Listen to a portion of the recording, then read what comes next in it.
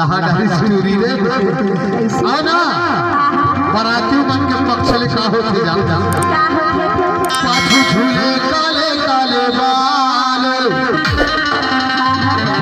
थोड़ा लंबा बाल हीरे अरे भैया मार मार तेल लगा भगवान तेल कमाल इससे पेटरा के कमाल है इससे तोर उम्र हवे 16 साल पाछू झूले काले काले बाल सब झल तुम्हारी रोटी देवा लेकिन मोर मन देखो ना कैसे लगते जानता बता दो तह जिंदगी के कर ले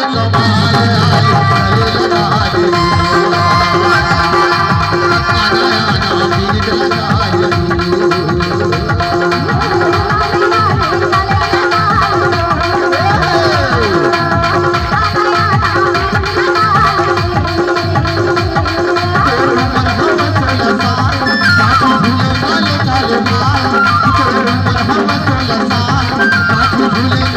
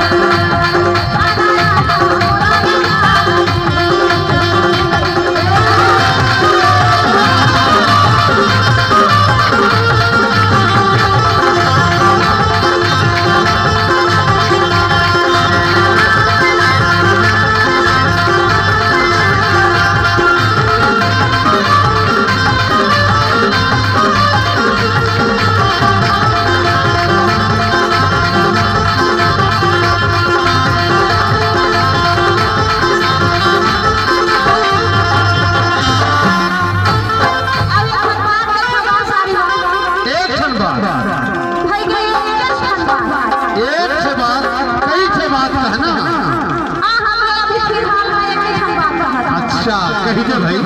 क्या बात है जानता है? क्या बात है मैं तो संग बना ए मेरी तीर को घूम रही हूँ ऐसे ही तीर मार आस पास मार हाँ